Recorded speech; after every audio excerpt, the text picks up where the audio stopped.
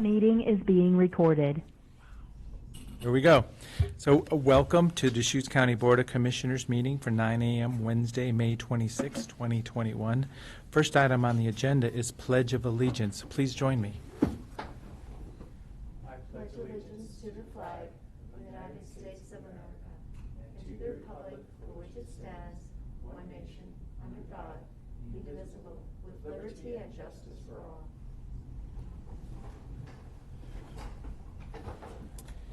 So at this time, we have citizen input for items not on the agenda. And I do, so let's look through. I got three printed items. I think one is a request to speak. So pardon me, I guess I'm making sure I've seen all these. So one of them refers to the Oregon Health Authority and the governor revising health safety protocols for churches and venues. And then mentioning the current vaccine verification is discriminatory. So this, is there a request to speak on this subject from Zoom? I guess there may be. So let's practice that and see who's going to be online. So there may be some raise hands features.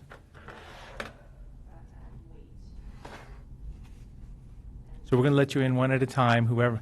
And when you come in, it'll go offline for a moment, and then you'll be part of the presentation. Okay, so yeah, Adam Waite is the first one. Adam, thank you for joining us. Mute. So this is public testimony, 3-minute clock. Thank you for joining us. Yeah. Please proceed. Okay. So I've been asked to speak this morning about a resolution that I introduced to the Deschutes County Republican Party opposing vaccine passports. We oppose vaccine passports on a number of moral and legal and ethical grounds.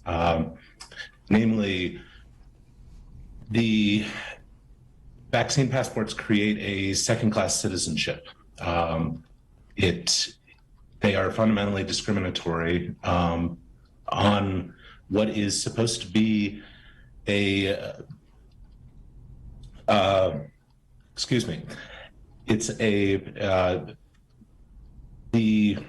after World War II, the Nuremberg Code was created to say never again to medical experimentation on humans without consent, informed consent. What we have today is an experimental vaccine. It is being distributed to people via an emergency use authorization because we did not have the time in the middle of the pandemic to go through the full testing and licensing procedure. So this is an experimental vaccine, which means that under the Nuremberg Code, we're supposed to have informed consent. We cannot have a proper system of informed consent if there is coercion in forcing this vaccine onto people. This creates a second-class citizenship. Additionally, the way that the state has implemented this new requirement is to force business owners to act as the enforcement arm of the state, which puts them in an interminable position between the state's enforcement mechanism and their own customers, on the other hand. And we oppose this on privacy grounds. We oppose this on due process grounds, and we believe in freedom of movement, the ability to participate in society. I believe that's it. Great, Thank you very much. So much. So I do have an email from with an email address M Mullen. Was that you possibly? No. Okay, just making sure because that was the one I started to read. Thank you, Adam, very much for providing testimony today. Thank you. Next will be Phil Henderson.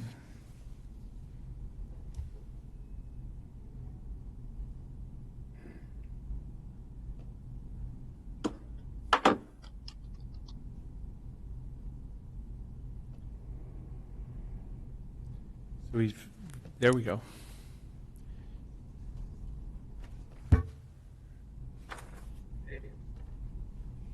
Good morning. Well, good morning, Commissioners. I think, can you see me now? Yes. Okay. Appreciate the time this morning. I'm here also supporting a resolution by the Deschutes County Republican Executive Committee, which is a broader one than the one that Adam described. It really has to do with the entire, it's about 4 pages. It's a resolution declaring an economic, educational, mental health, and criminal activity crisis due to the current COVID-related state emergency declaration and related OSHA mandates and guidance. And we bring this forward. This is modeled somewhat off a resolution that was passed in Baker City. And we thought it was a good idea because it brings to light a lot of the different issues that have come up with COVID that, as you've been dealing with, I know, for the past year, and as I was when I was there as well. And I think our main point, I think, was that, it's time that we stop calling this an emergency. I saw on your agenda today, you have it listed for renewal. We'll be starting the 15th month of calling COVID emergency. And I think we really need to question whether that's still the case. Initially, it was listed as emergency because there was a fear of the disease itself and the virus and what it could do to our population. Then there was the fear that we wouldn't have adequate hospital and supplies, emergency supplies, et cetera. That was 14 months ago. Since then, we've learned a lot, and we highlight a lot of this in here that as to what's kind of gone wrong with it. And you can read this, and we're asking you to adopt this or this resolution or something like it. So you send a message to Salem that it's time for this emergency to end. The reasons really are, one, any relationship to lack of supply or hospital shortages is really shouldn't still exist. The hospitals, the medical care have done a phenomenal job in Central Oregon, and I think throughout the state probably. But we don't need to keep worrying about whether they have enough capacity. Even if they're full, that's really on them. They've had the time to add additional capacity or do whatever. But we can't continue just to declare an emergency across our society based on that. The second issue is with the vaccine, the entire situation has changed. I see a couple of you are no longer wearing masks. Why is really anybody wearing masks when 65% of our population has now been vaccinated in Deschutes County? It's been available to anybody that wants to get vaccinated. So why do we have to change our behaviors? Those that, personal responsibility is what built the country, and most of us share. And you can people making their own decisions. If you're worried about it, the disease, and getting it, you can take the vaccine. If if you feel that vaccine's a risk, you can continue doing what you're doing. But the idea that the state continues to mandate it is really the big problem. So we're supporting this resolution. We're asking you to take a serious look at this. In our state, we have had very little local impact. As you know, the governor puts out her orders basically. So that's a 3-minute testimony. For state officials, but really isn't asking the legislature or local bodies. And so we're asking you to support this and kind of stop this thing that continues to go on forever. So yes, we do have it. Thank you so much for this. Yes. Thank you very much for the public testimony today. Any questions? Said that perhaps Debbie Lee would be speaking. Okay. So yeah, is there anybody else with a raised hand feature?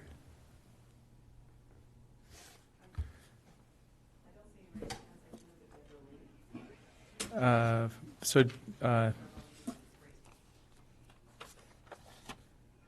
go ahead and bring her in real quick and see if she's available, just in case.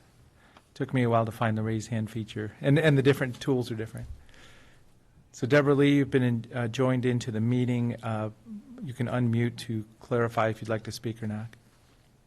No, thank you. Okay, thank you. That worked out well. And I think we do have an email possibly from her. Or, yes, one of these is.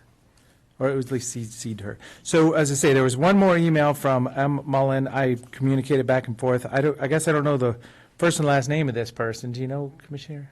No. Yeah, okay, so I was communicating with this person, but yeah, it mentions the opinion about discrimination and segregation also, and the insanity needs to stop. So I want to thank everybody for that input at this time.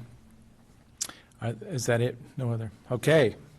So this has been our citizen input at the beginning of the board meeting. At this time, consent agenda. There's item number 1. Yeah, Commissioners, we would like to pull item number 1 off of the consent agenda and reschedule it as a public hearing, likely on the 9th of June.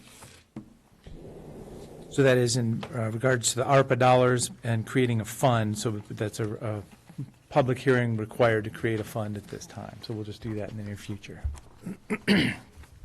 So when's it coming back? Tentatively June 9th.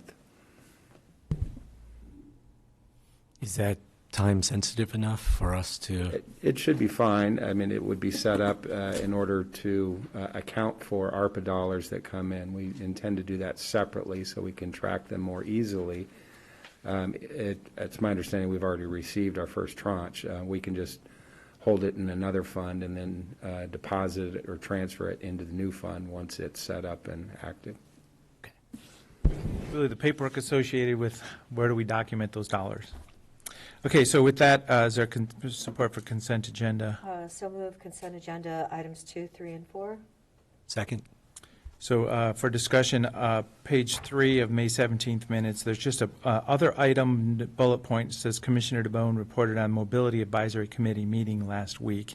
I would just like to put more information there referring to, it's an ODOT Mobility Advisory Committee regarding the roundabouts on Highway 20 in partnership with the trucking interests, because that explains what the Mobility Advisory Committee is. So I have this a handwritten note for Sharon.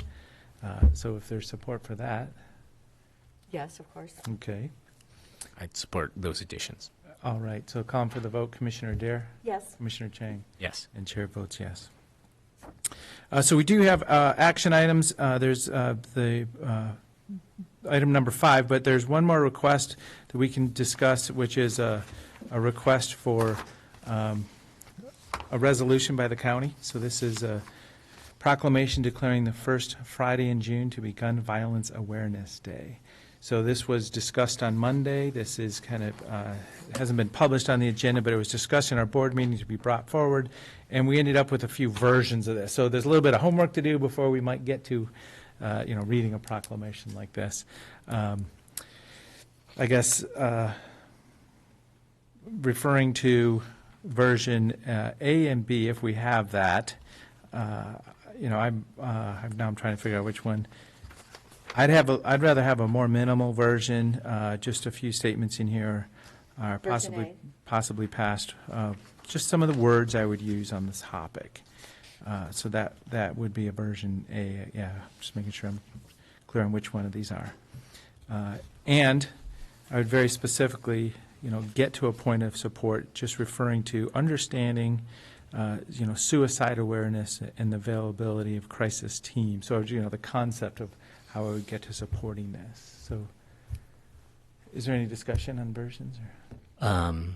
If we want to proceed with, if a majority of the board wants to proceed with version A, I would just emphasize that one of the key points that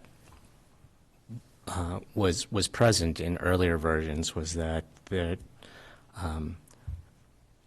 this concept or this statement that support for Second Amendment rights of law-abiding citizens goes hand in hand with keeping guns away from people with dangerous histories. And there was another item in here, another piece of this that just talked about how in the last year we've seen all sorts of troubling increases that should be noted. Increased gun sales, increased calls to suicide and domestic violence hotlines, and increased city gun violence. So we can proceed with the shorter version, but I wanted to emphasize those 2 points out of earlier versions. So as I say, yeah, this can be a lightning rod issue, and the terminology is can be engaging. So that's why, yeah, I'm kind of sensitive to it, but I'm glad you were able to make statements along those lines. So those would be the version B statements, the whereases that are not included in version A. That's- So with that, is there, support for version A and Yes. as I say, this is taking the action of acknowledging that we are going to do this at this point in time, so we can just kind of consensus, which you've confirmed. Okay, so at this time, this will be a 2021 proclamation declaring the first Friday in June, so this is June 4th, 2021, to be Gun Violence Awareness Day.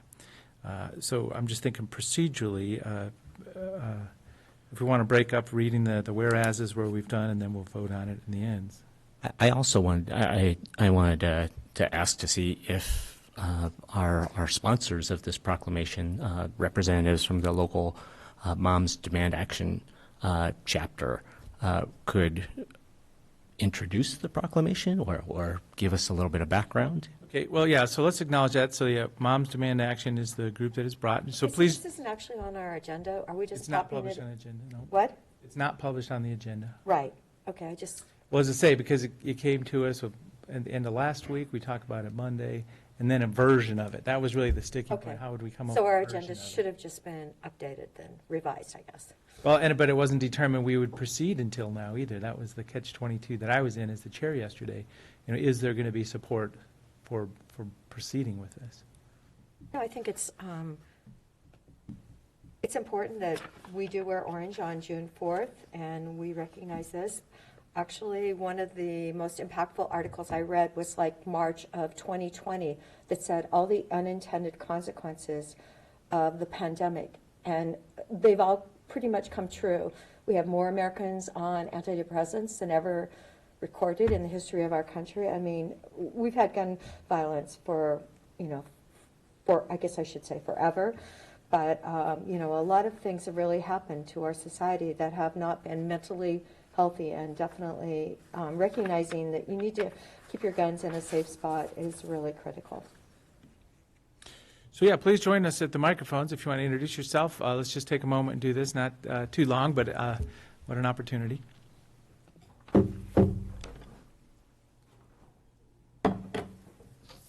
Good morning, Commissioners. I am fully vaccinated, so I'm going to pull my mask. This is that moment in time where we're working on taking our masks off, I know. It feels a little strange, but I'm going to read a prepared statement that I have here. Thank you for having us here today. My name is Brandy Steelhammer. I am a resident of Bend, and I am here representing Central Oregon group of Moms Demand Action for Gun Sense in America. I'm here with my co-lead, Sarah Douglas. I am a gun violence survivor. Thank you for addressing the difficult topic of gun violence today. We can save lives if we are willing to be bold and bring this topic to light. Central Oregon Moms Demand Action has a mission to decrease gun violence in our local cities, in Deschutes County, in Oregon, and our nation. We do that with an evidence-based approach. We educate, advocate, organize, and invite community conversations and actions. We recognize that community leaders can play a significant role in decreasing gun violence. In Deschutes County, firearm suicide is a significant issue, with 56% of decedents using a firearm to end their life. Suicide is gun violence, and it is preventable. National Gun Violence Awareness Day is an annual event that takes place on the first Friday in June and is the beginning of Wear Orange Weekend. Wear Orange is dedicated to honoring the lives of people in the United States affected by gun violence and elevating the voice of those demanding an end to gun violence. We appreciate you passing and signing this proclamation declaring June 4th National Gun Violence Prevention Day in Deschutes County. Thank you so much. Great, thank you.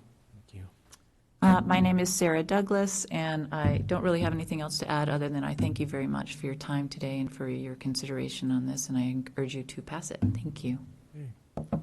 So just one bit of clarity for the title, I'd like to propose that it's 2021 Proclamation declaring June 4th, 2021 to be Gun Violence Awareness Day. So just clarifying specifics.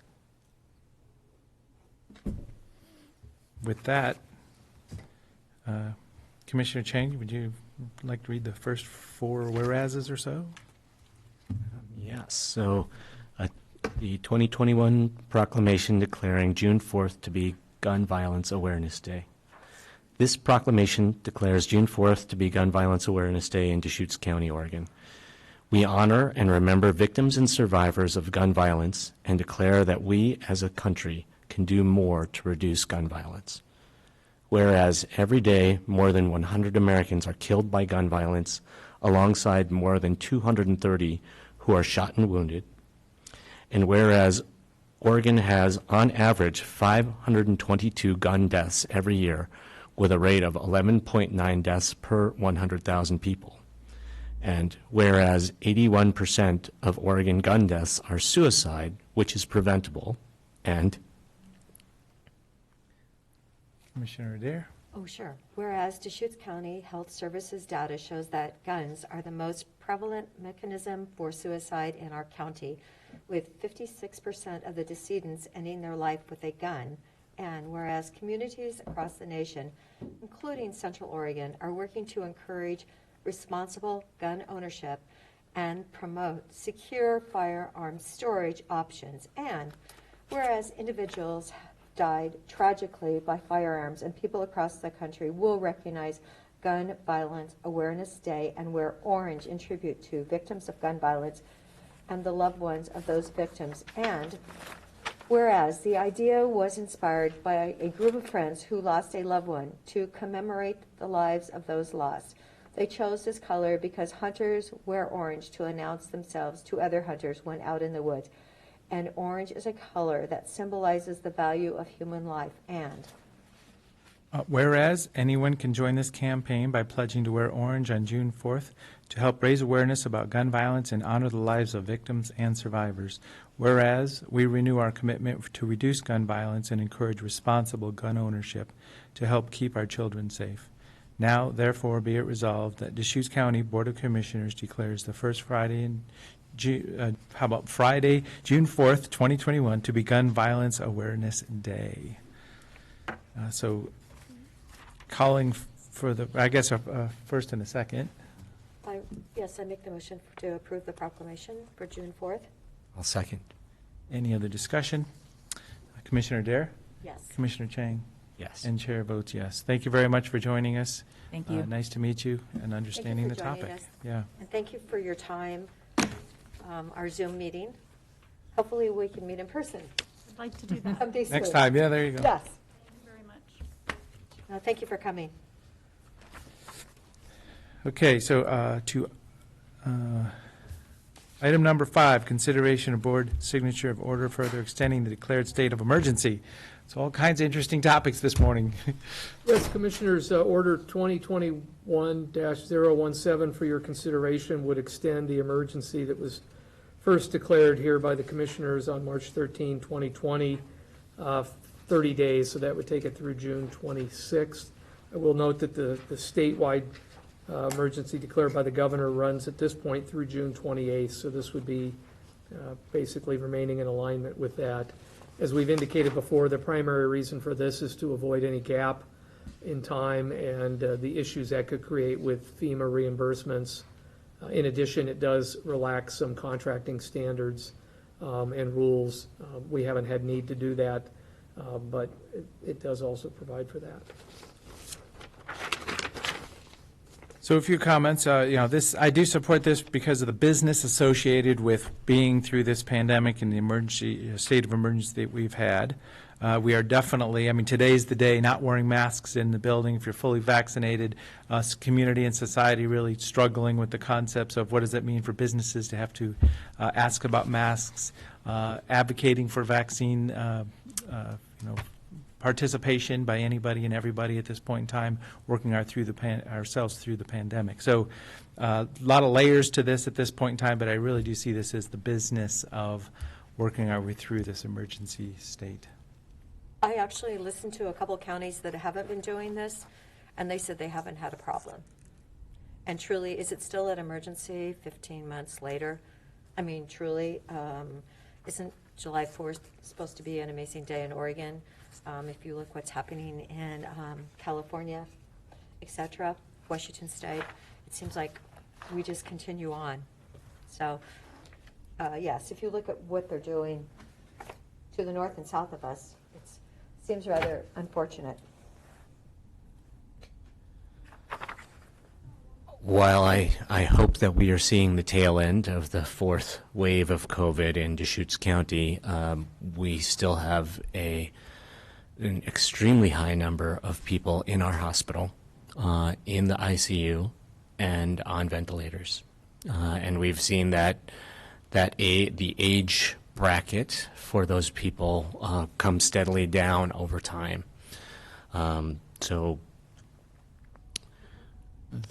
these emergency declarations are important for us to be able to respond effectively to COVID, to access resources that are available for COVID response. And I believe that we still need to have a robust COVID response right now. So that's why I will be supporting this declaration. So is there a motion? I move that we approve board signature of order number 2021-017, further extending the declared state of emergency for 1 month. You can second Okay, it. so I will second it. I'll vote for it, but I'm not Okay. going to. Well, so yeah, so I'll second it, not a problem. And, I'm at a point where, yeah, maybe this is the tail end of this and we're going to be not doing this anymore. And very specifically, just the hospitalization numbers are the ones, the kind of the tangible item that I know of today, and supporting the business associated with it. But this could be the last extension, but we'll have that discussion. Next time we bring it around, let's get kind of serious about what are the cause and effects. Instead of a generic concept of just in case, let's get more focused. But Right. that's for the whole organization. And I can't point out for the commissioners, only the governor can declare a public health emergency in the state. The county can't do that. The county hasn't done that.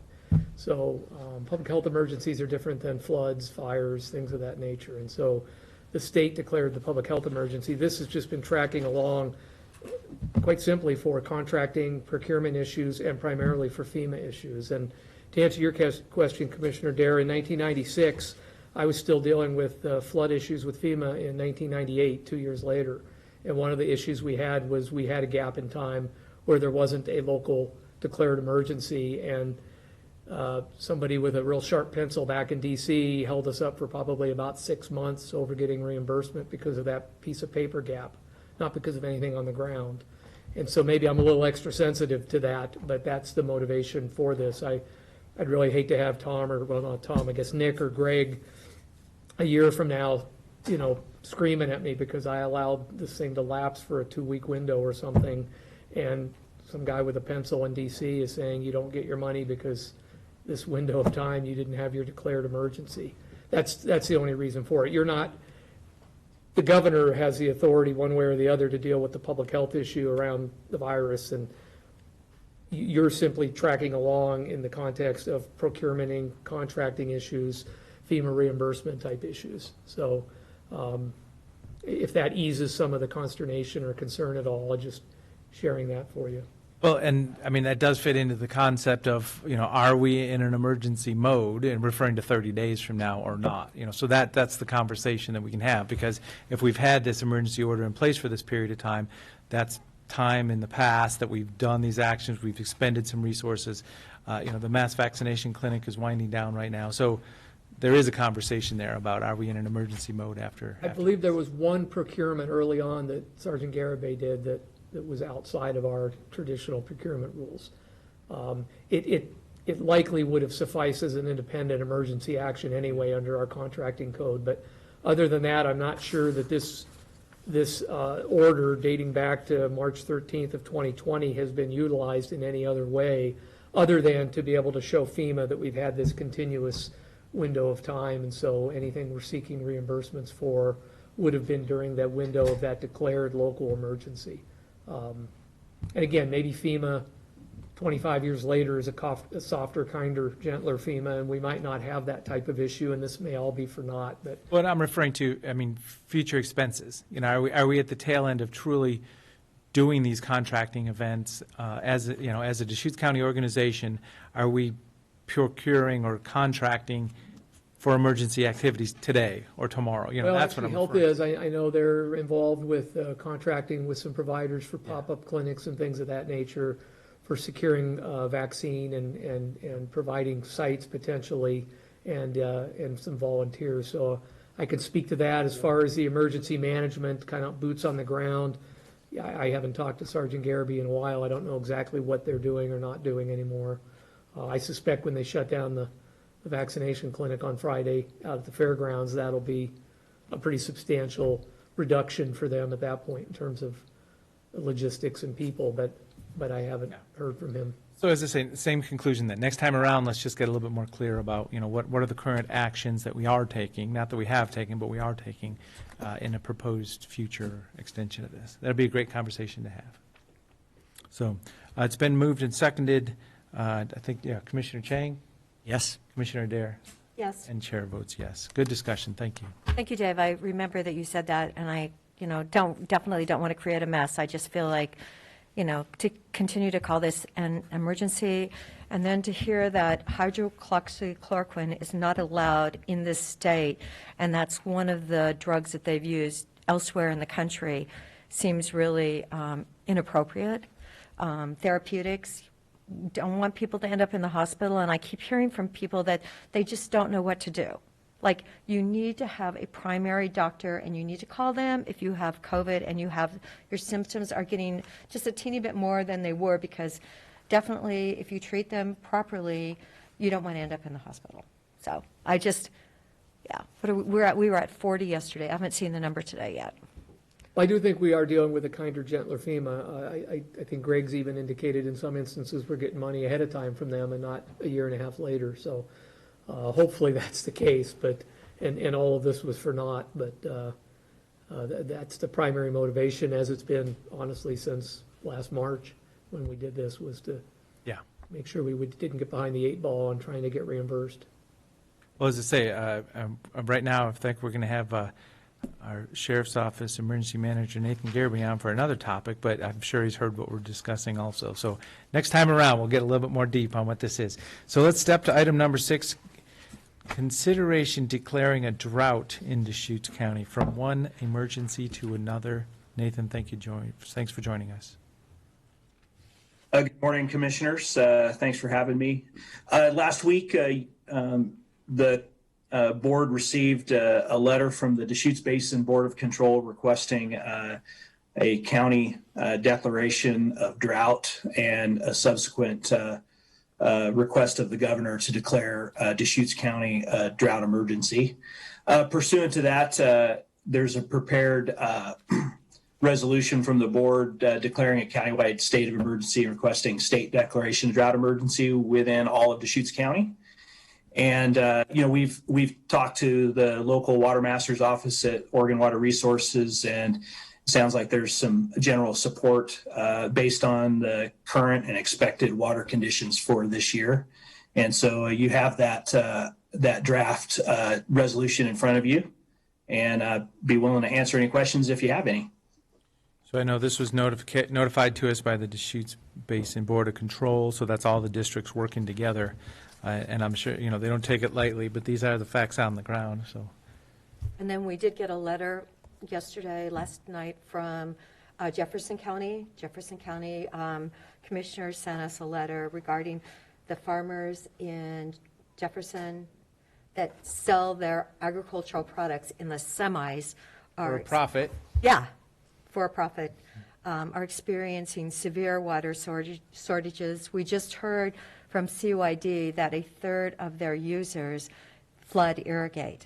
Now, maybe they have small parcels, but they flood irrigate, which of course is not as efficient use of water. And Jefferson is really hoping that we can ask for flexibility with our water allocation this year. I know last year a lot of people in CYD actually passed their water on to Jefferson County in the recognition that farmers do feed the world. And apparently, and these farmers clearly do with some of the things that they're raising. They have some amazing products. So all irrigators in the Deschutes Basin are encouraged to share water under voluntary agreements and taking special steps to get through this emergency. Yeah, I mean, we've seen what's happened in Klamath Falls. Their water has been shut off.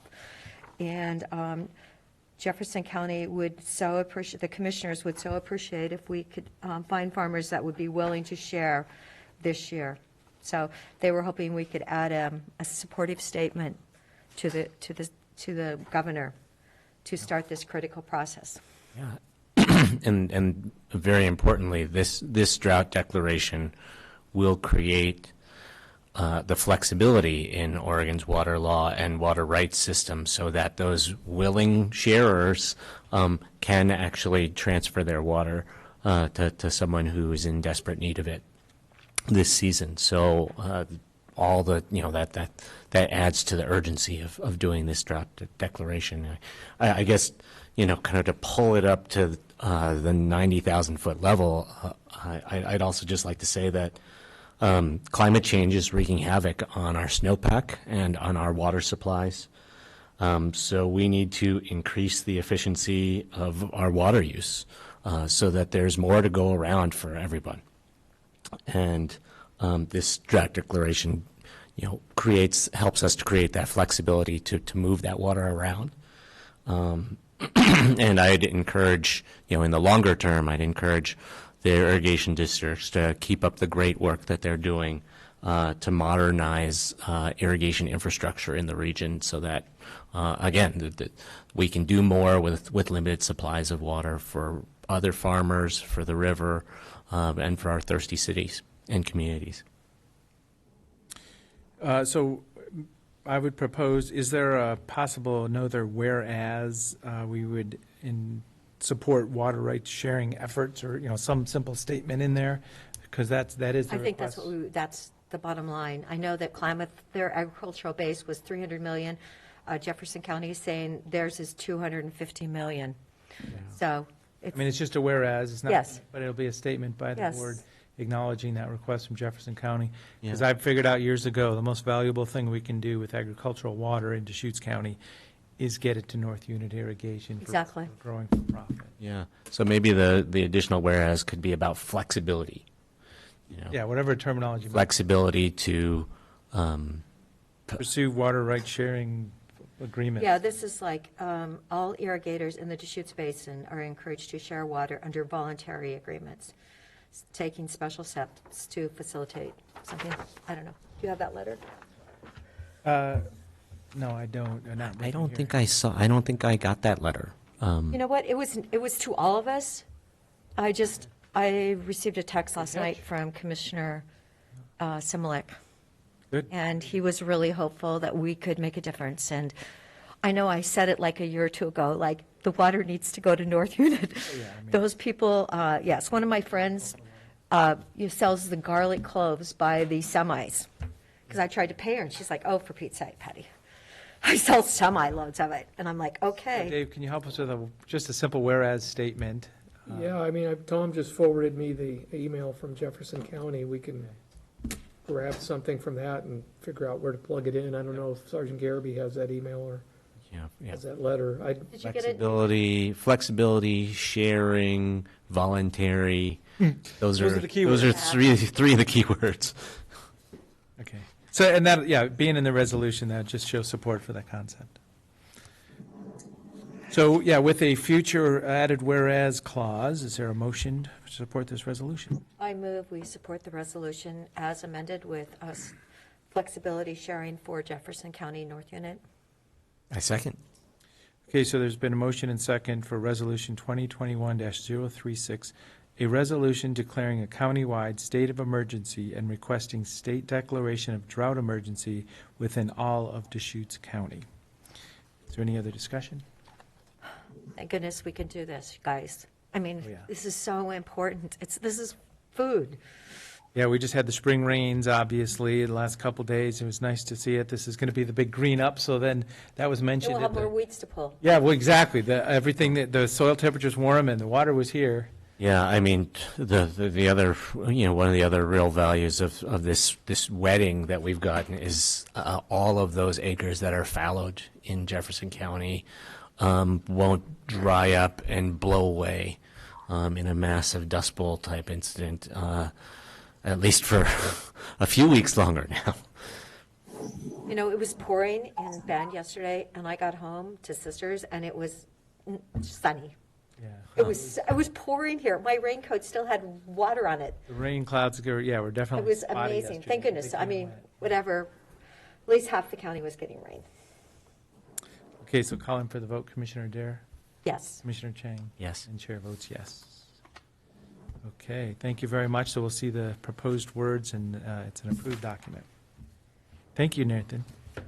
Thank you, commissioners, and I'll work with county council on a revised version and get it to you. Thank you. Can I ask what the process is to, after we make that declaration, to communicate that to the governor? How do the mechanics of that work? So it goes to the governor. However, I think it's the Oregon Drought Council meets, and then they review and make recommendations. And I believe that our local Oregon Water Master's office, the local district here, has already been having conversations regarding the situation we have here in Central Oregon. So I don't know exactly the timeline, but it should proceed through that process over the next month or less, hopefully. Okay, so we hand off from us to the Water Master to the Drought Council to the governor. I believe that's how it works. Yep. Okay, great. Thank you, Nathan. Yep. Okay, so we're at 15 minutes before a 10 o'clock time certain COVID-19 update. We have a moment for a few other items. You have something, Tom? So when we were providing updates on Monday, I have two other meetings I had attended. So there was a Bend Airport stakeholder meeting, so I was just able to kind of follow it and listen. So the Bend Airport's working on a master plan. It's in the rural county, so we're going to be at the cross section of some decisions there. But it was just for information following the Bend Airport discussion. But one of the things that comes to mind is, remember, Butler Market Road and Powell Butte Highway is a proposed capital project for a roundabout. And if you look at a map, it terminates right at the airport, Bend Airport.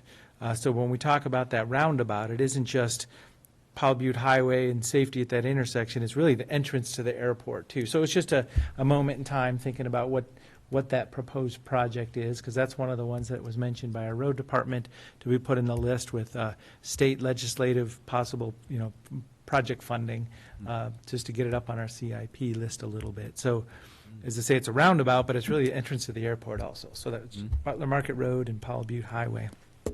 Can I ask, in these discussions, is there any talk about an air traffic control tower at the Bend Airport?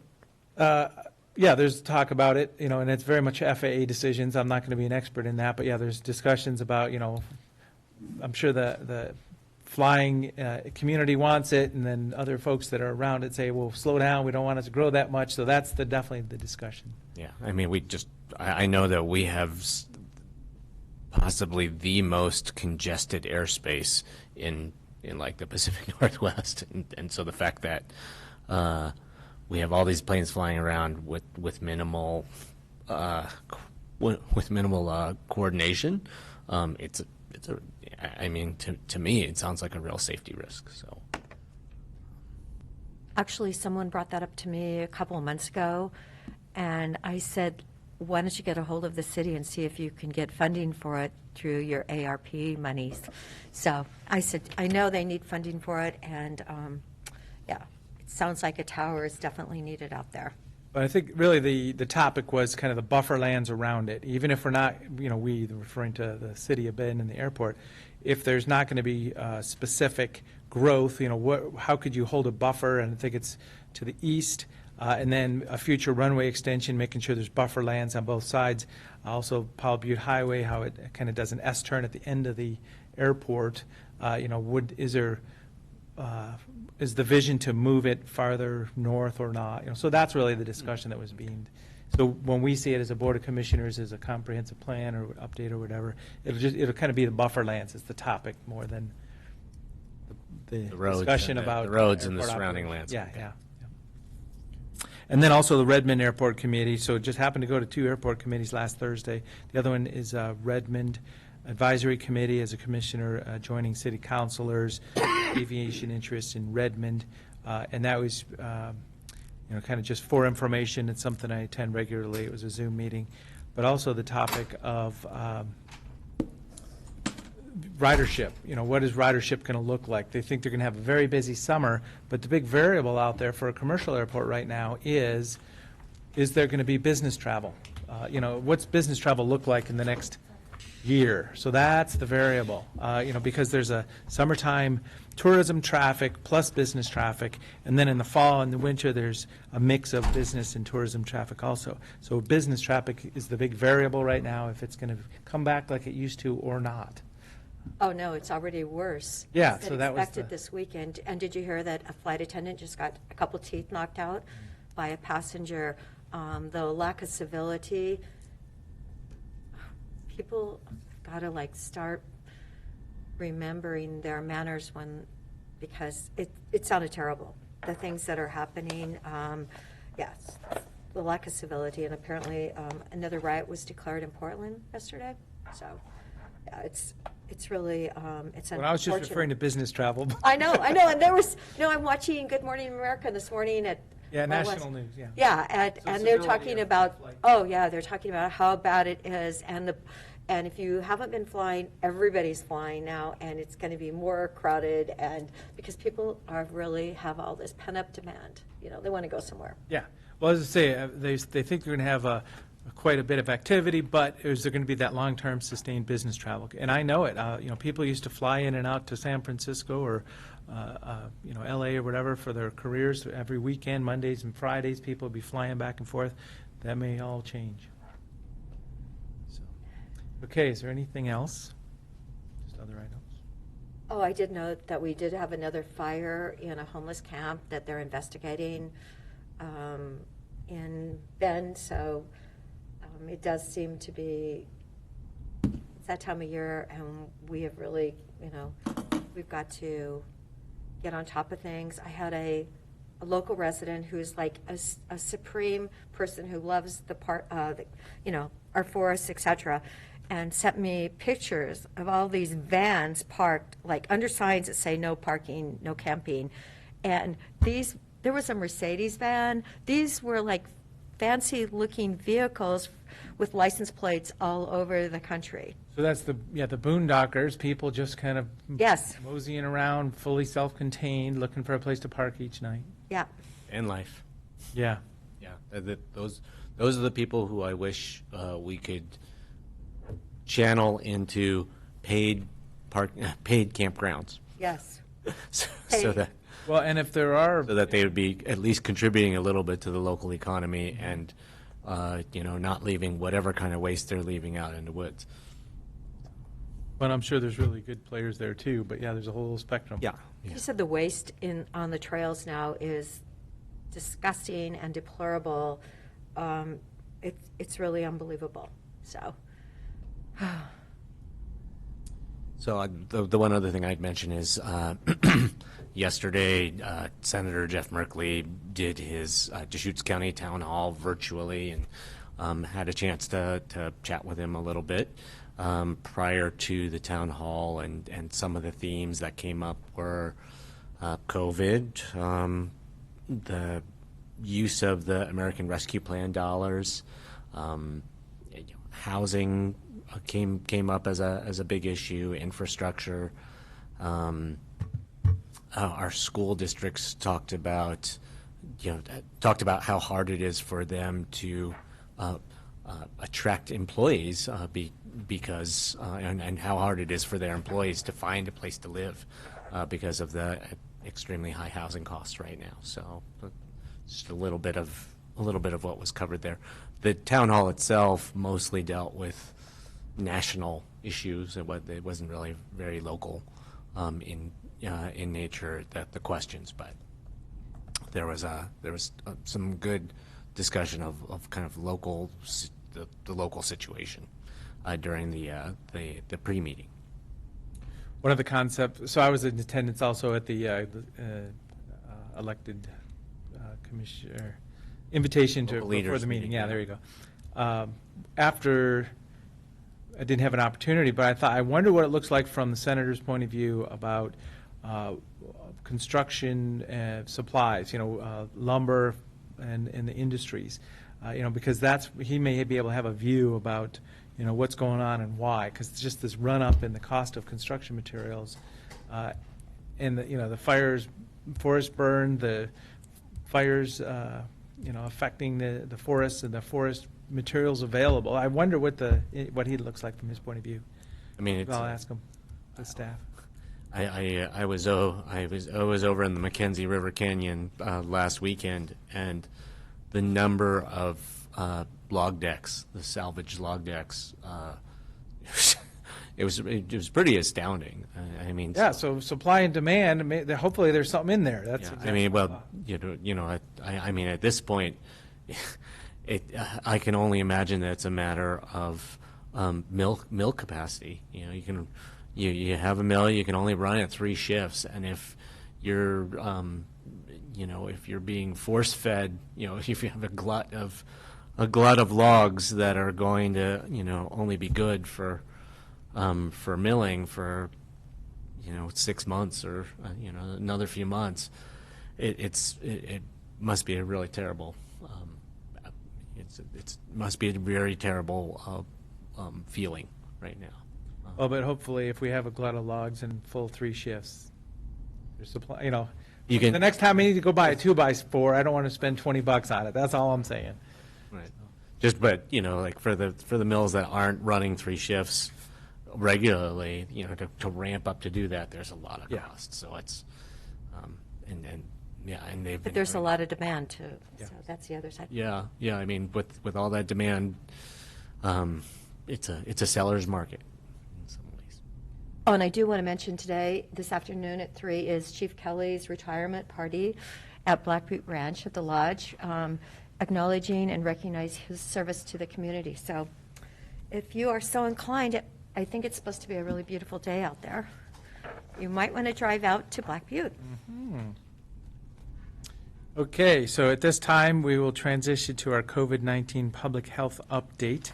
It's a little bit early, so no pressure if we're not quite ready, but that'll be our next item.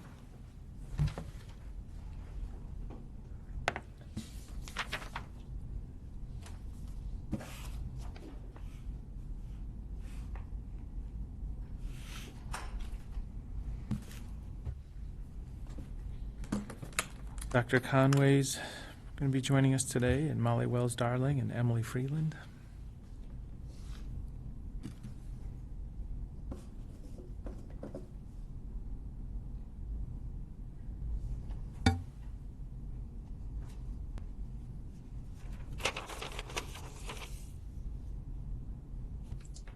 As we move into this, if we are a little early, I will take a moment to mention that I am going maskless today, and I'm self-verifying right here.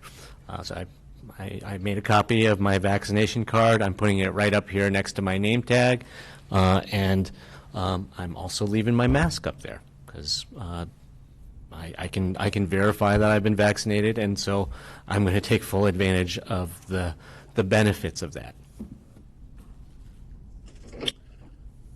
Thanks, Commissioner Chang. George Conway, Health Services Director. Molly, you want to introduce yourself, and then Emily?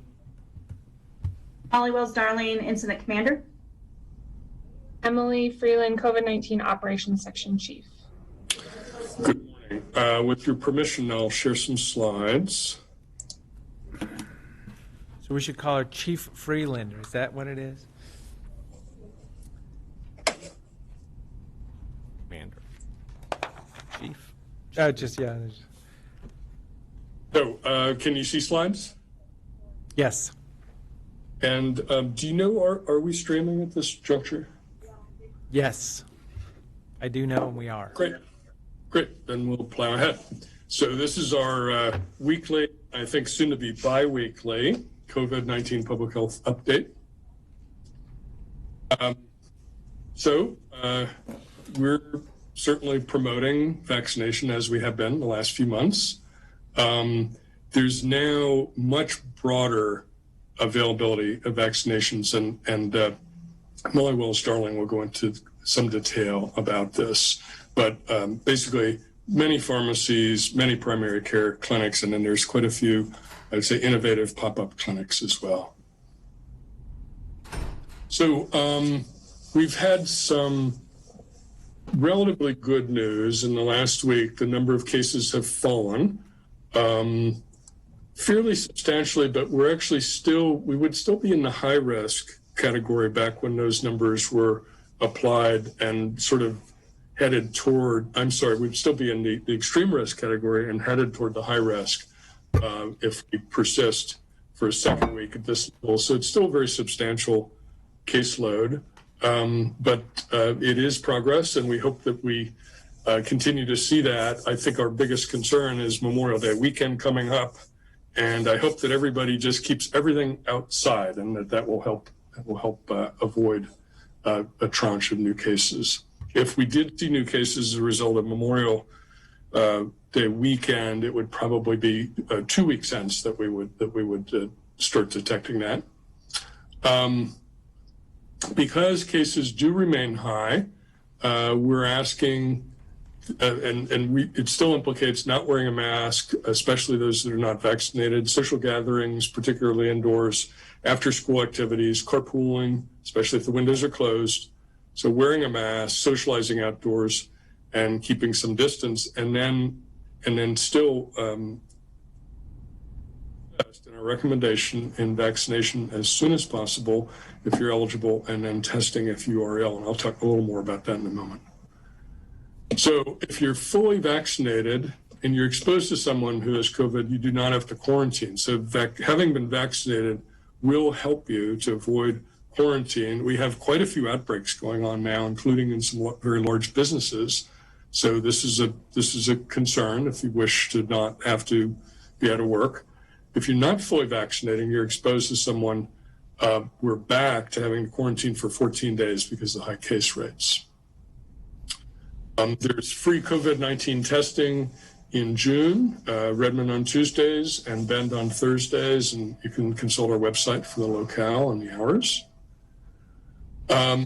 We're still making progress in vaccination with very robust numbers above, not just above 65, but above 60, and accumulating numbers from 16 up to 59. And then remarkably, just 2-3 weeks into the eligibility for 12 to 15-year-olds, almost 20% of them are vaccinated. So we are making progress, and we encourage everyone to join folks here. And the dark blue is in progress, and the light blue is fully vaccinating. See, we're really at a point of effective protection for people over 60 at this juncture, and headed there for people, especially in their 50s and 40s.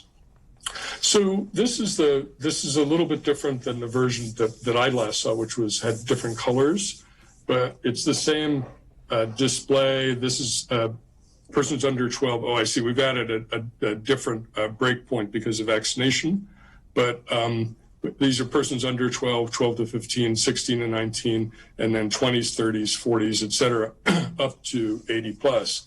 So this is, the dark blue is 4 weeks ago up to the last week, up to the lightest blue is the last week. And you can see that in the concentration of decrementing cases has most been in young adults. And we hope that's because of less new cases rather than a reluctance to be tested, and with a parallel decrease in the 30 to 39, so also young adults, and 40 to 49, and less decrement in the older folks, and a little less decrement in teens so far.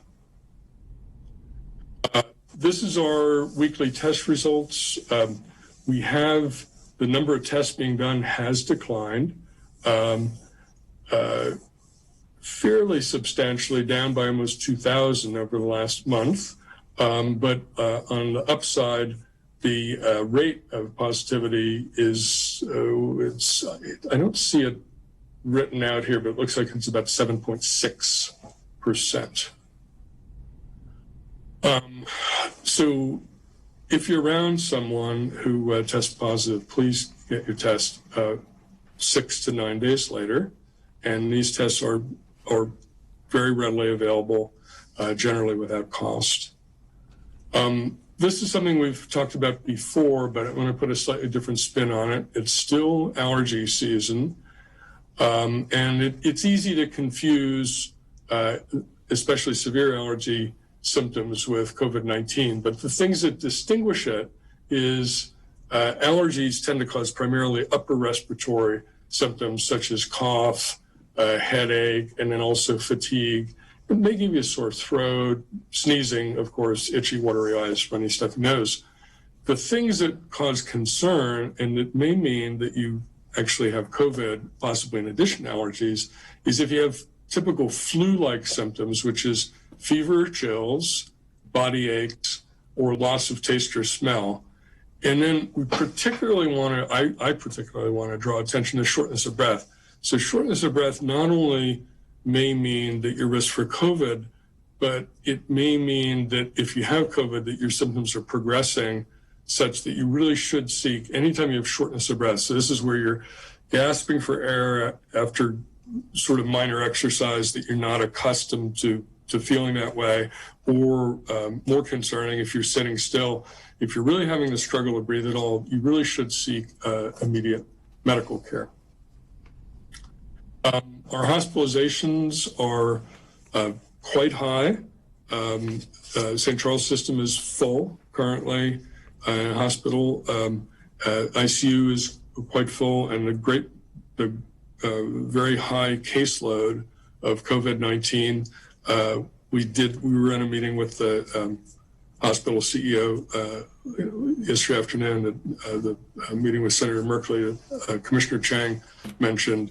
And he did say that they are deferring elective surgery, so it's severe enough that they feel that they have to curtail a lot of the routine, which can be potentially life-saving, such as cancer surgery, in order to keep enough space and try to maintain some elasticity for hospitalization. So this is very concerning.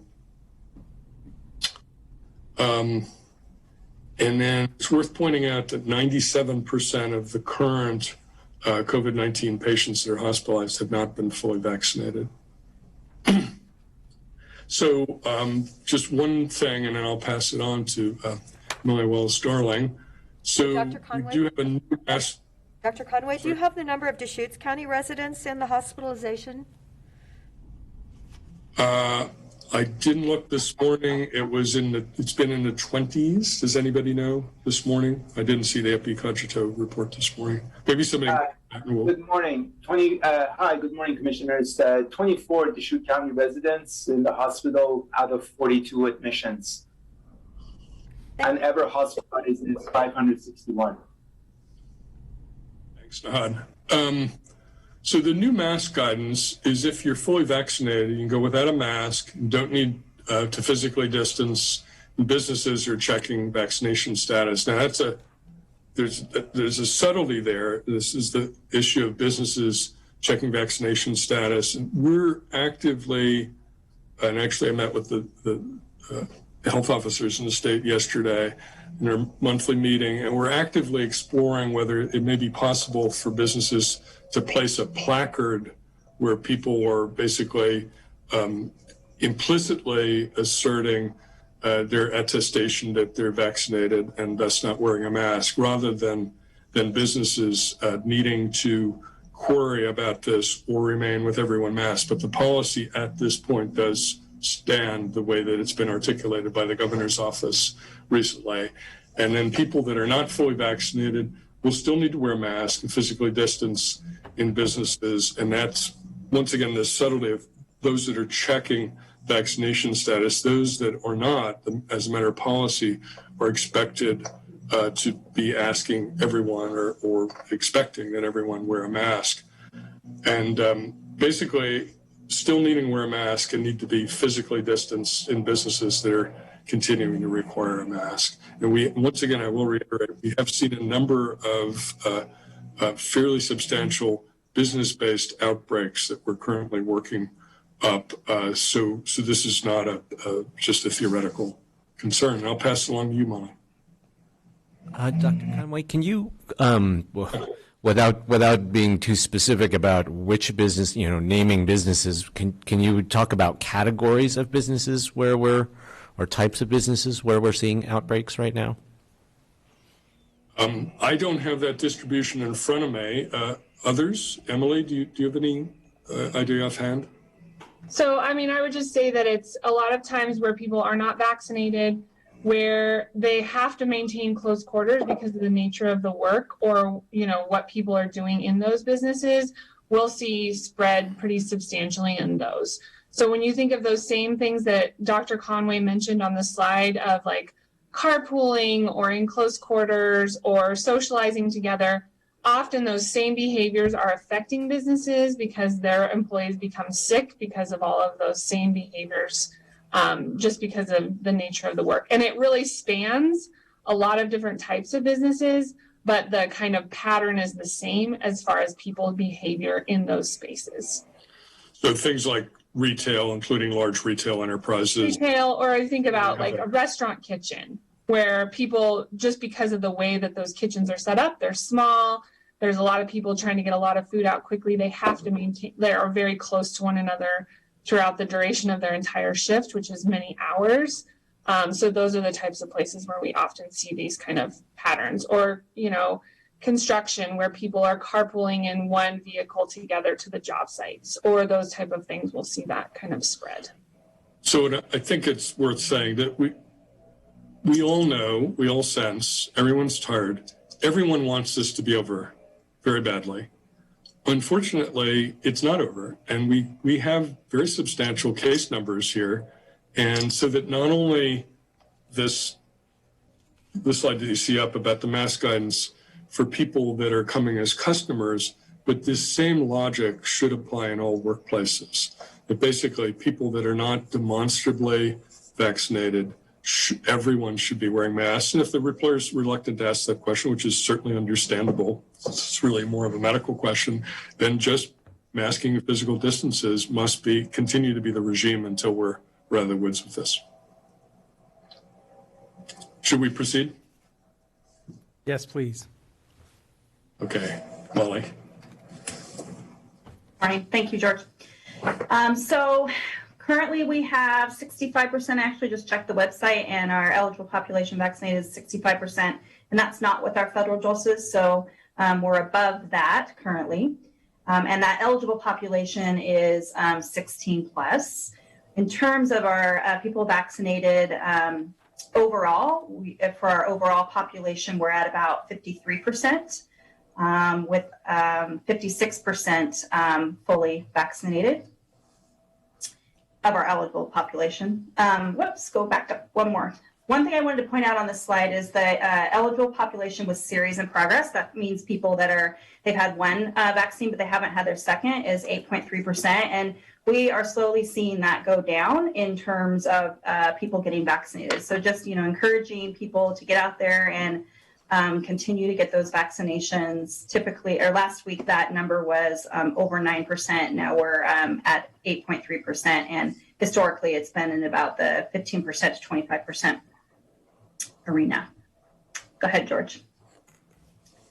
And just a reminder, in terms of vaccinations, we hear people talking about, well, we can rely on our natural immunity, but you really don't know how that's going to play out for you. So for one, you don't know if you get COVID, if you're risking serious illness or death. You don't know if you're risking having those long-term, long hauler effects of COVID.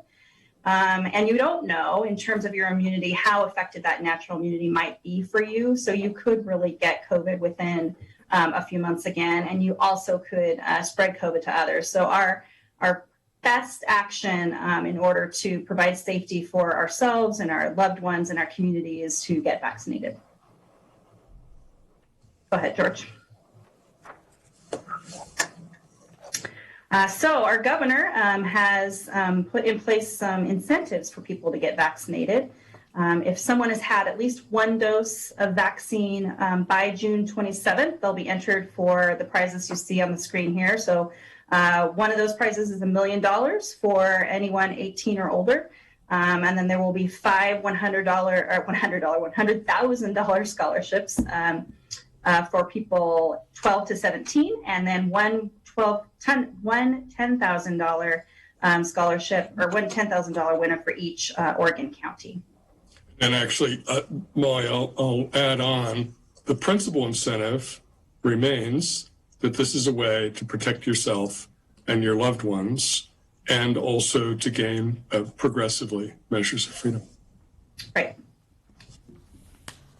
These are all of our different vaccination options, which you can go to our Central Oregon COVIDvaccine.com and find. But as you can see, we're continuing to have more and more options to get vaccine. Most of the clinics that have vaccine now will provide vaccinations to ages 12 and up, and they will also provide vaccinations to anyone. You don't necessarily have to be a member of or a patient of that clinic.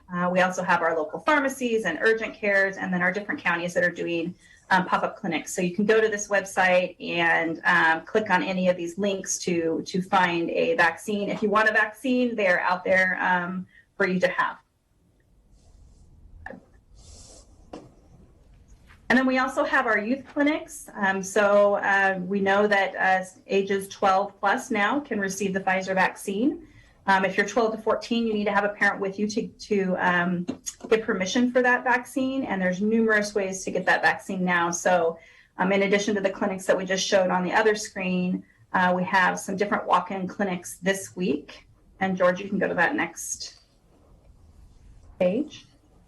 So Lapine High School from 10 to noon is open to anyone 12 plus. So not only students, but family members, et cetera, can walk in and receive vaccine. And that's on May 27th. And then May 30th at the St. Thomas Catholic Church in Redmond from 1 to 7. And that's open to anyone 16 plus.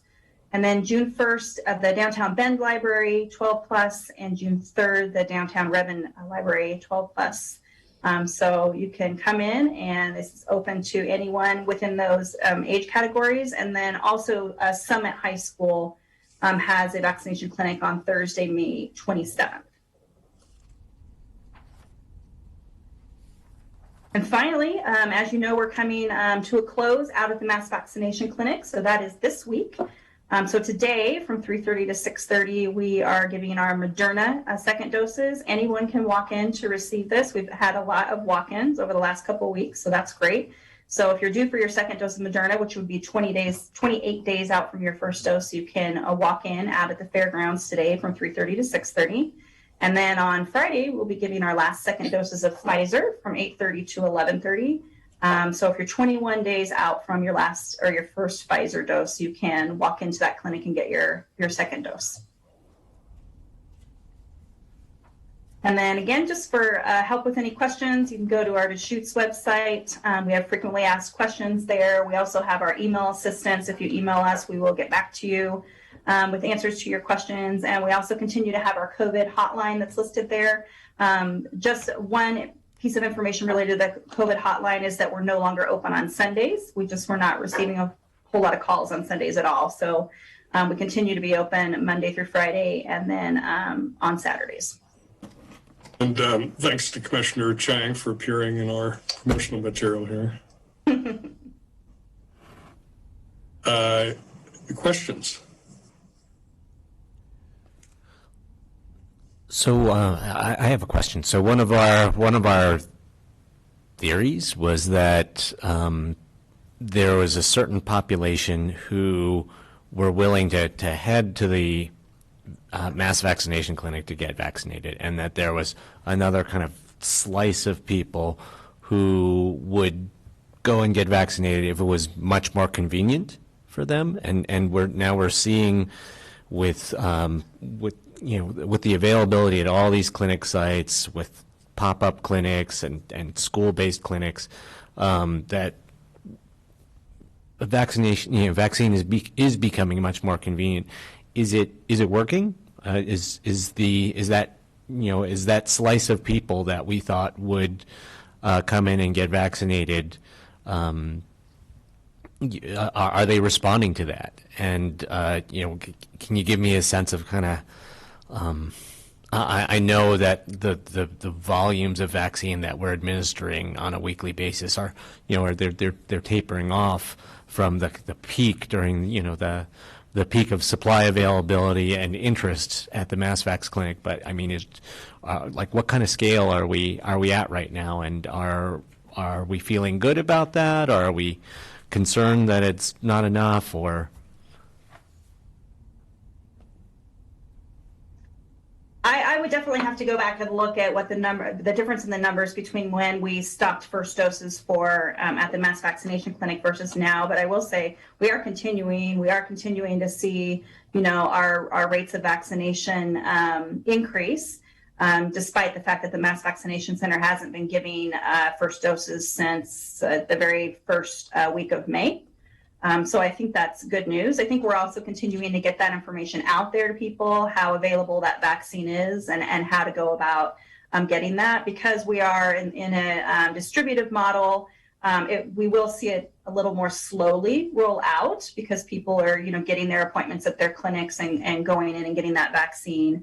I think we'll see things pick up a little bit more when we're able to do our clinics in the downtown locations in the different communities. So our intention is to have one in each community per week. That's what our goal is.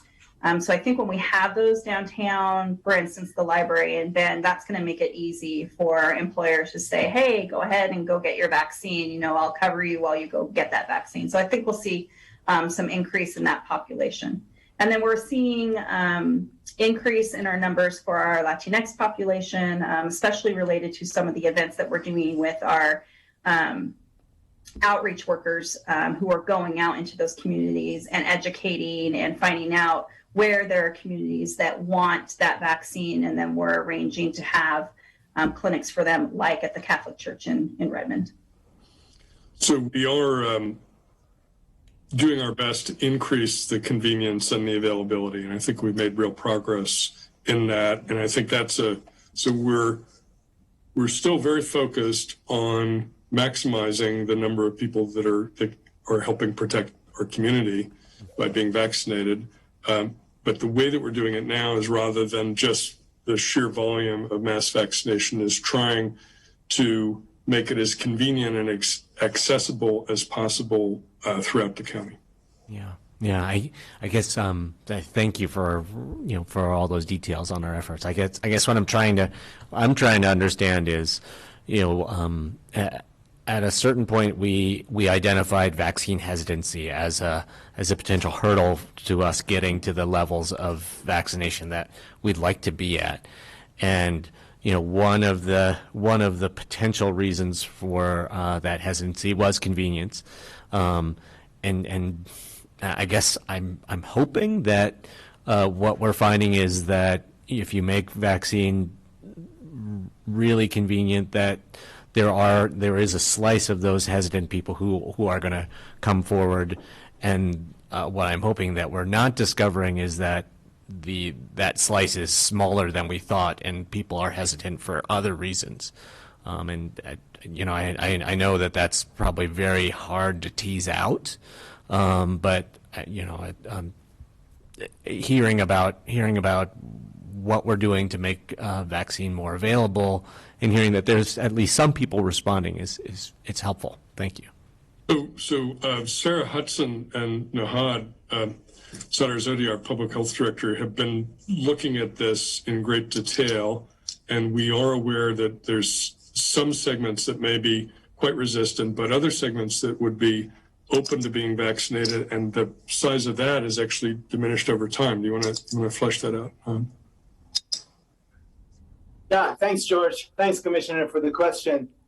I think every day that passes and we vaccinate more people nationally and globally, we build more confidence around the safety and the effectiveness of the vaccines. So it's really playing to our favor in terms of building confidence. You are certainly right in that the initial demand for the vaccines was certainly outweighed the supply availability.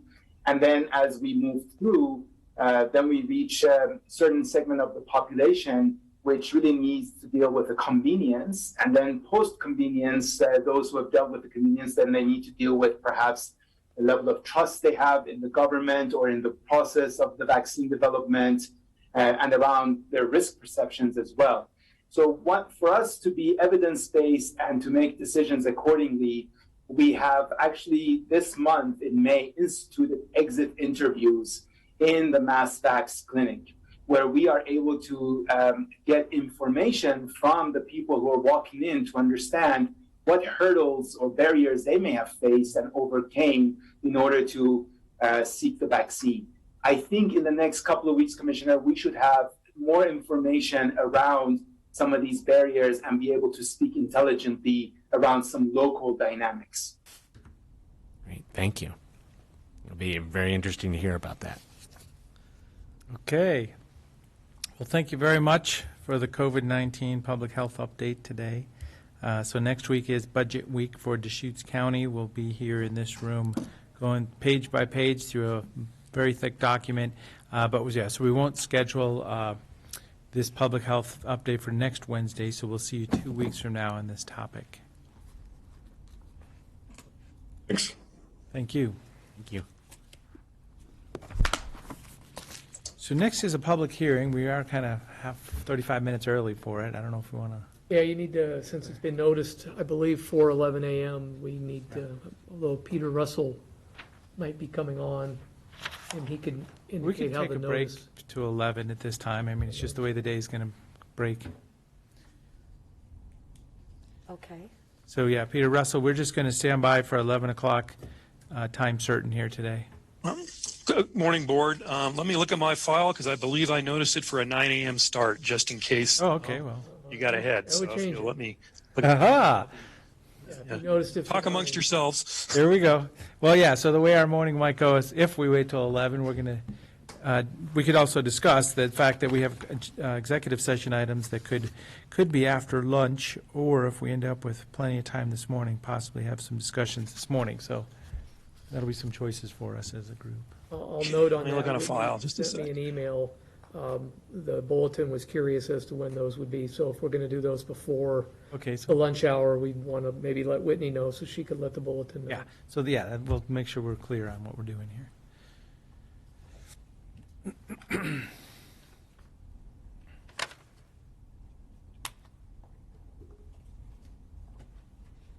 9 a.m. is when I noticed the start. There you go.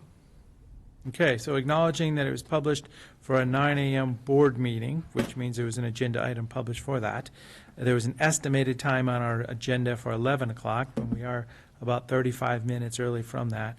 But I have confidence that we can proceed with a public hearing on this matter.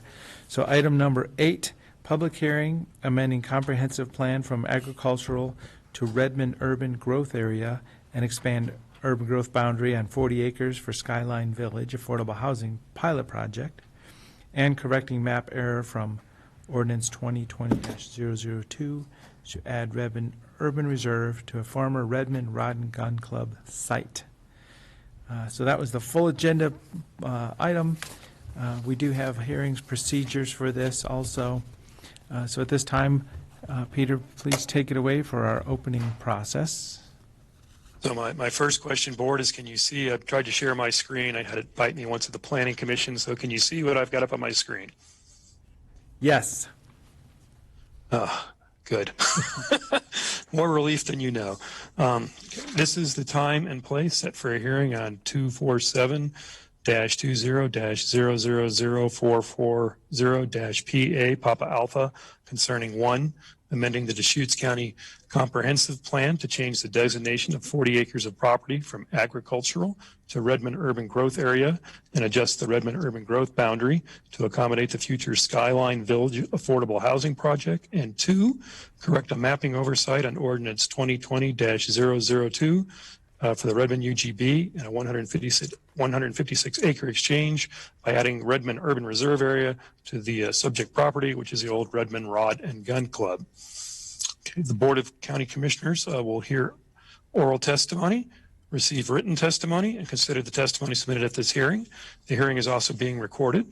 The board may make a decision on this matter today, continue the public hearing to a date certain, or leave the written record open for a specified period of time. The hearing will be conducted in the following order. Staff will give a report on this issue. We'll then open the hearing to all present and ask people to present testimony at one of the tables or at the podium. Also provide the commission with a copy of written testimony, or for those of you participating via Zoom, I'll outline the Zoom protocol on a later slide. Questions to and from the chair may be entertained at any time at the chair's discretion. Cross-examination of people testifying will not be allowed. However, if any person wishes to ask a question of another person during that person's testimony, please direct your question to the chair after being recognized. The chair is free to decide whether or not to ask such questions of the person testifying. Prior to the commencement of the hearing, any party may challenge the qualifications of any commissioner for conflict of interest.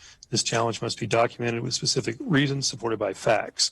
Should any commissioner be challenged, the member may disqualify himself or herself, withdraw from the hearing, or make a statement on the record of their capacity to hear and decide this issue. At this time, do any members of the commission need to set forth any information that may be perceived as a conflict of interest? Does any commissioner have anything to disclose? And if so, please state the nature of same and whether you can proceed. I have nothing to disclose and I can proceed. I have nothing to disclose and I can proceed. So yeah, I've just acknowledged that I've been involved with these as a commissioner over the years, but nothing to disclose, and I do feel like I can proceed. So at this time, I'd like to take this next statement. Does any party wish to challenge any commissioner based on conflicts of interests? So this would, are there anybody in a public a Zoom meeting with the hand raise feature possibly? Okay, seeing none, and there's nobody in the room, no challenges are present, and the hearing is now open. Staff will proceed with a brief report. Thank you, Chair. Again, there'll be some redundancy in the following slides, what I just said, but sometimes people are new to the public land use process. It always helps to repeat this. So again, I'll provide a brief report. Applicant will present its testimony and evidence, which in this case is staff again.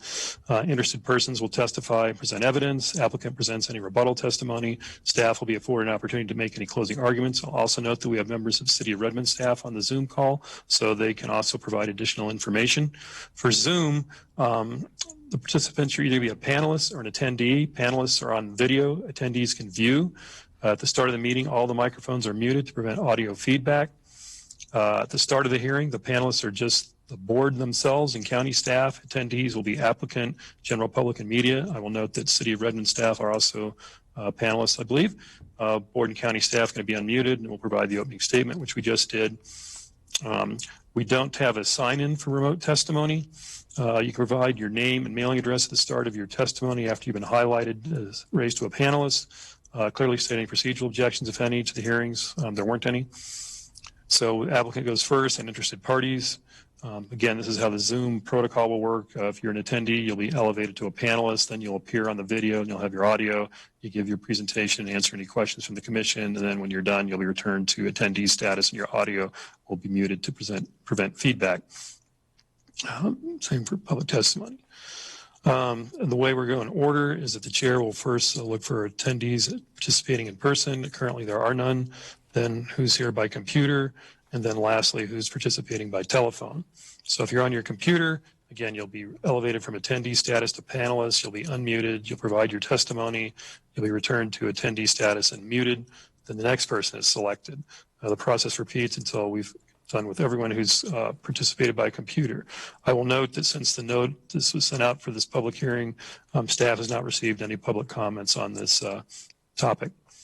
Telephone attendees will just go by your last four digits to preserve your privacy. You're elevated to panelists. Some people just call in to listen, so you can say no, you don't wish to speak. You'll go back to attendee status. If yes, then we'll promote you to and listen to your, you'll provide your testimony, then we'll return you to attendee status and your audio will be muted. Next person is selected with the last four digits, and you go through this until all the telephone folks have testified. If there's any rebuttal, the applicant, in which case staff, has the last chance to talk. So that also will include staff comments. Okay, with that, I'll proceed with an overview of Redmond's application. So, as everyone is aware, there's an acute affordable housing shortage in Central Oregon, and the state recognized that and came up with a pilot project to try and allow for affordable housing to be more streamlined, if you will. And they selected from 2 selected cities, House Bill 4079 in 2016, House Bill 2336 in 2019. Redmond participated in the first round, was not selected, but there weren't any other cities really that had its population. So 2336 allowed Redmond to enter the pool again, and they were selected. Requires House Bill 2336 requires half of the future housing units to be affordable housing. That's defined later on. The 40 acres that Redmond chose is exclusive farm use property. Deschutes County is the owner of this property. I'll have a map here in a few slides. And they conditionally granted the land to the city of Redmond for the use of affordable housing. The city of Redmond will then, in their land use process, annex, partition, master plan, and entitle the property in subsequent phases. So in this map, looking at the map on the left, this is all Deschutes County owned property, the 2 yellow squares and the red square, well, yellow rectangles. For the mapping oversight, if you'll see that bottom yellow piece of property, that's the old Redmond Rod and Gun Club. That'll be the one as the second part of this hearing. The small square in red is 40 acres. To the left of the yellow, that's the subject property of 40 acres for the future Skyline Village. Deschutes County donated the land to Redmond in December 18 of 2019 that would be used for affordable housing. Affordable housing is defined as you're making 80% of less than the area median income and not spending more than 30% on your rent or mortgage. The administrative rules that allow this are 660-039 and its various subsections. And again, the idea was to provide an adequate supply of land for affordable housing, encourage density. The city of Redmond had an earlier plan in some of this area in their Redmond master plan for the East Side Framework Plan. So it's always been intended to be Redmond housing over there. It protects the land dedicated to affordable housing from conversion to other uses. It enhances public understanding of the relationship of land supply to development of affordable and needed housing, and enhances public understanding how cities can increase affordable housing and needed housing. As this is a state-run project, and we all operate under the state land use system, which has 19 planning goals, the state OARs for selected cities said there are certain OARs that and statewide goals that you do not need to provide compliance with, such as goals 3, 4, 6, 8, 9, 10, 11, 12, which is agricultural, forest, and I'm forgetting 6 and 8. 9 is economic, 10's housing, 12's transportation, 13 is public services, and any of their administrative rules clarifying or interpreting these goals. So in essence, it's to streamline the process. So there are goals. It's not a complete get out of jail card. You have to do goal 1, which is citizen involvement. Goal 2, which is land use planning. Goal 5, which is cultural and resources. 7 is natural hazards, and 11 is possibly 1. That's your sewers and services, and you have to provide findings for that. So, City of Redmond applied for their application to the county, and with the hearings officer, we held a notice public hearing. We noticed all properties within 750 feet of the property. Published notice in the paper. We only received 2 comments. One was from a housing advocacy group that requested Goal 19 findings, which the OAR specifically exempt the property from. And then we had a neighboring property owner who was concerned about compatibility with industrial uses, which is what his property was zoned for, and the development of residential. City of Redmond, in their response to that, talked about their framework plan that I mentioned before, the East Side Framework Plan, the master plan they're going to do for Skyline Village, and the use of buffering spaces and setbacks. So there would be a land use compatibility with this affordable housing to the north and the industrial lands to the south. Deschutes County Code, because this is exclusive farm use, requires the board be the final decision maker for land use applications that involved agricultural lands, because this is a comp plan designation of agriculture. Okay, so that's the first part of the hearing. The second part is correcting a mapping oversight that we had. This was a land use file 19-00648 PA and 649 zone change, which reconfigured the Redmond UGB to add 156 acres while removing an equivalent amount from the UGB. This was a reaction to an earlier bill for the city of Redmond to help encourage economic development. Initially, they wanted to look at the old Redmond Rod and Gun Club as a place to develop, which is allowed under the bill. Later on, they got looking at the development potential for the Redmond Rod and Gun Club versus parcels more north and west of the Redmond Rod and Gun Club. And so they did a land swap, keeping the same amount of land within their UGB, but removing the Redmond Rod and Gun Club from their city zoning and returning it back to EFU and also agriculture. So this is the site, as I mentioned earlier, this yellow kind of quasi-square that's south of Antler and north of 126. We're going to just put this from to agriculture and Redmond Urban Reserve. It's essentially correcting a Scrivener's error on the map. We've received no comments on this. So again, this was the Redmond Rod and Gun Club, removed from the Redmond UGB. Designation went from Redmond Urban Reserve to Redmond Urban Reserve Area, and zoning designation of Redmond Urban Reserve Area, combining zone were inadvertently left off. The hearings officer had approved the overall land swap on December 24th of 2019. The board also approved in February 26 and adopted the maps that in implementing ordinance in 2020-02, but we left out, as I said, this urban reserve area, so we want to reestablish that. So next steps in the process, the board's opened the public hearing, obviously. So when you're done with the public testimony, you can continue the hearing to a date certain if you choose. You can close the oral public hearing and keep the written record open. You can close both the oral and written record and set a date for deliberations, or you can close the oral and written record and begin deliberations today. So once you have deliberated, I don't have an ordinance for you today, but what we'll do is come back on another date after your deliberations and have two separate ordinance. 2021-005 will be the Skyline Village, and that's the Affordable Housing Pilot Project, and ordinance 2021-008 will correct the Scrivener's error on the mapping oversight on the old Redmond Rod and Gun Club site. So at this point, I'm happy to answer any questions you might have. So a couple slides back of the Rod and Gun Club site comprehensive plan designations, probably the next slide forwards.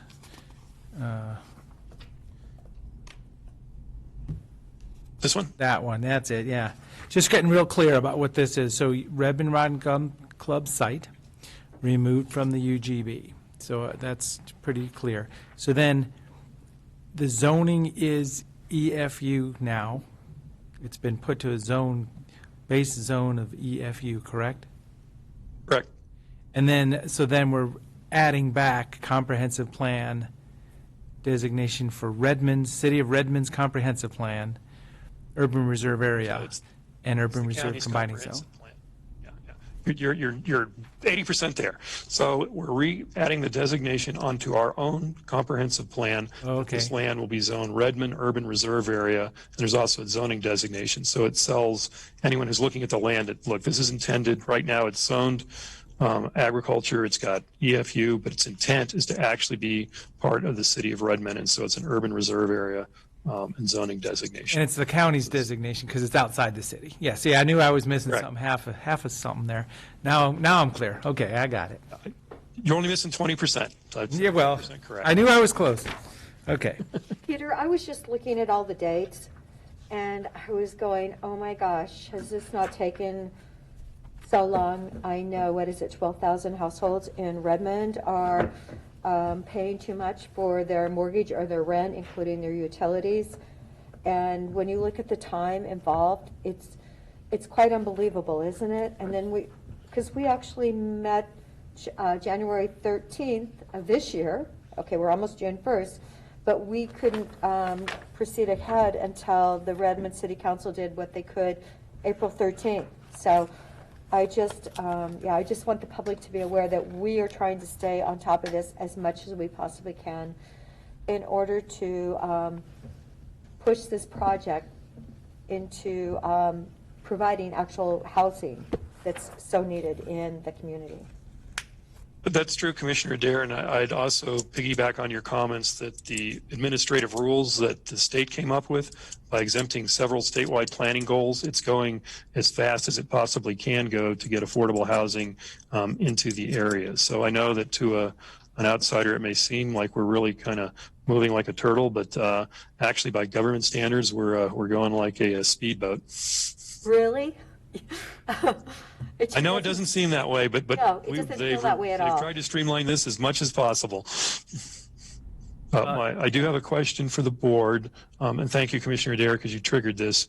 When we get to the ordinances, the board has two options. You can do the traditional ordinance, which takes effect in 90 days, or if it's an emergency, it can take effect upon signature or 30 days or whatever timeline of your choice. So the one thing I did want to ask the board, and I'll do it now since Commissioner Adair triggered that memory, is do you want these ordinances to be your regular ordinance, or do you want them emergency only for either one or both?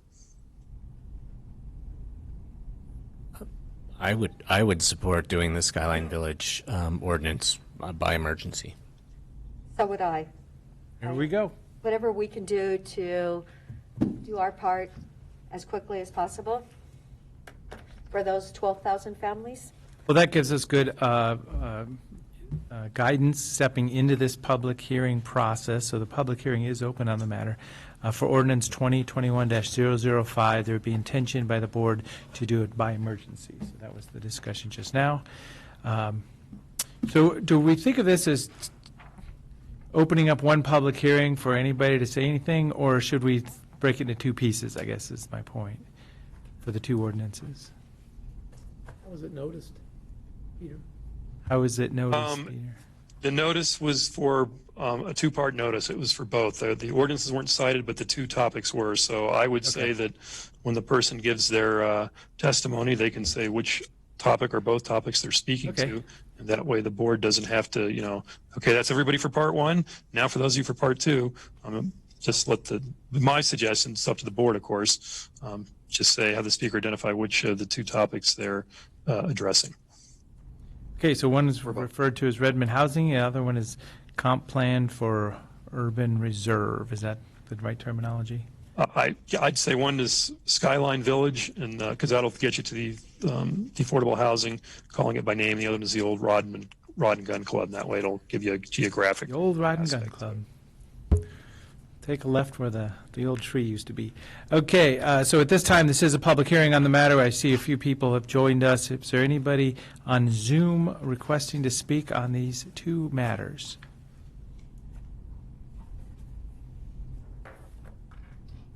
You can use a raise hand function. We do have Deborah McMahon from the city of Redmond already joined us. I don't know if there's a willingness to testify.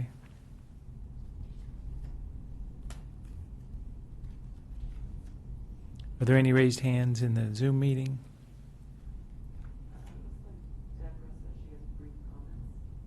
Great, yeah, so Deborah McMahon, please join us. You are in the meeting already, so I think you can just unmute yourself and turn your camera on.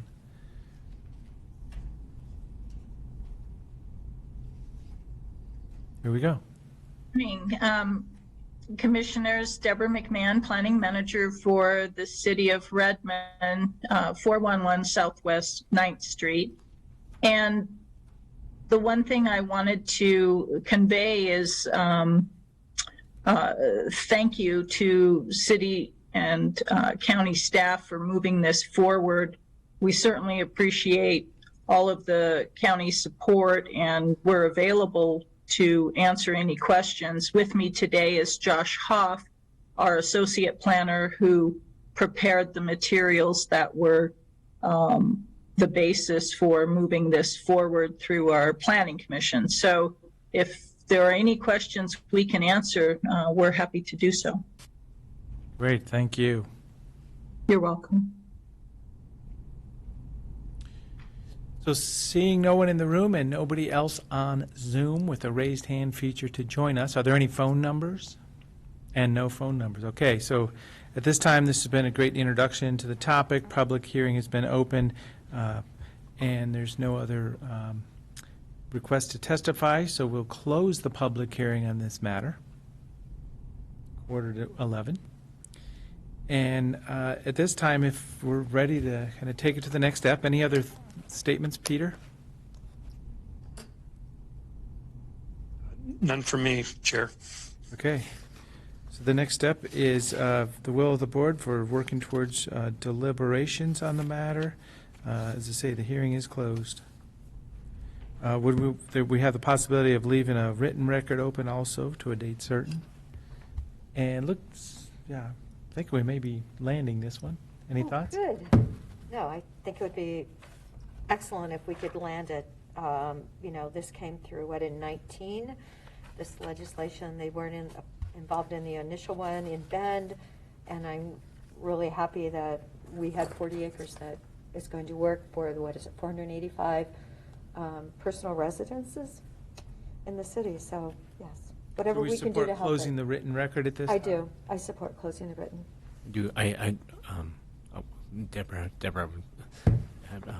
Deborah and Josh left.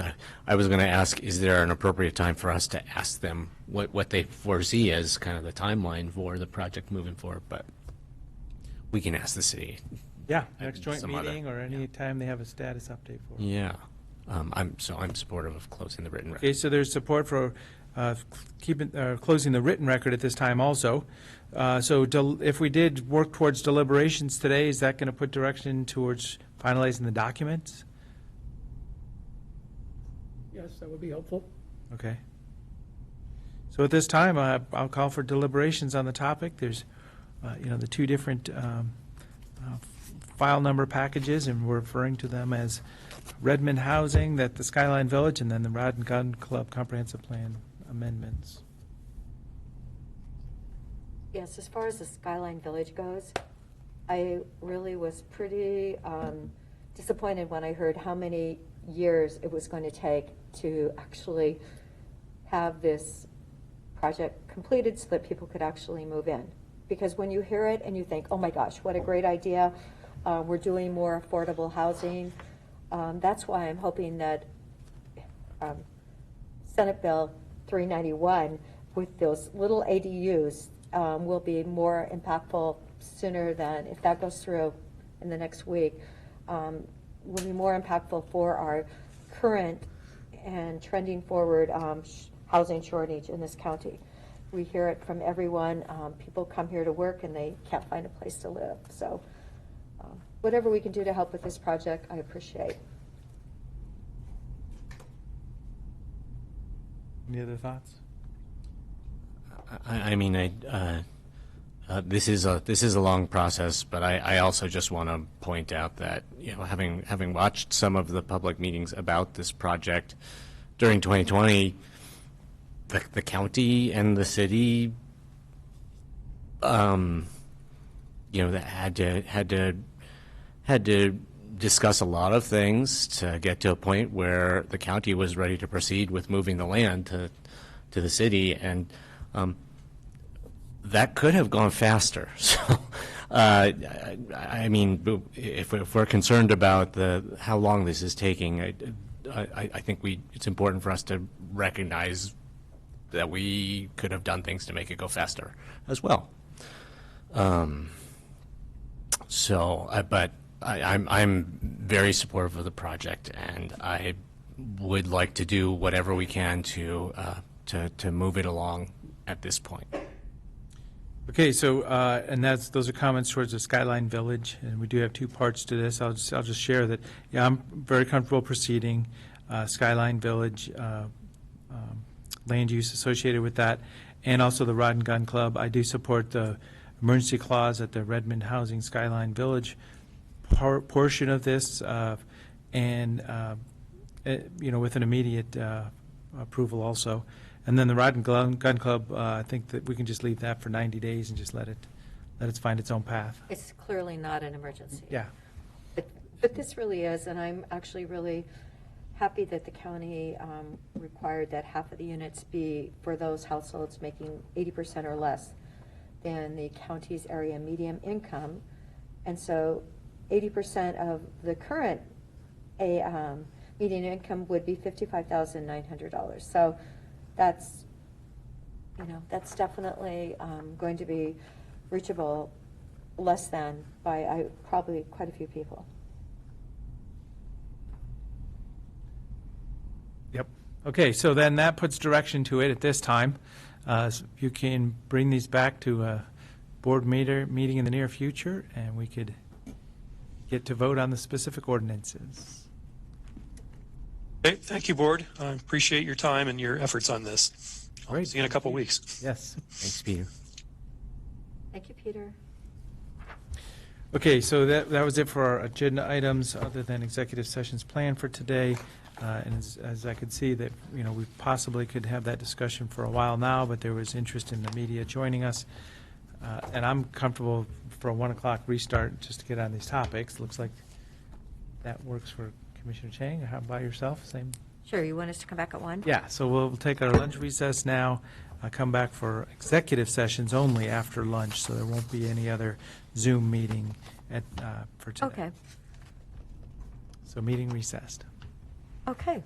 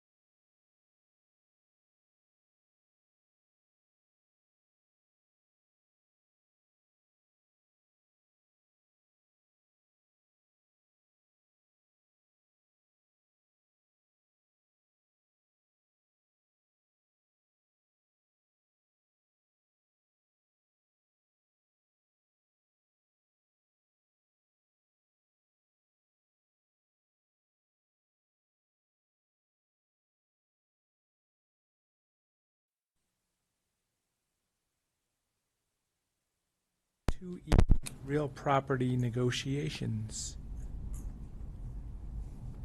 Christy Bollinger. Hello. Hello.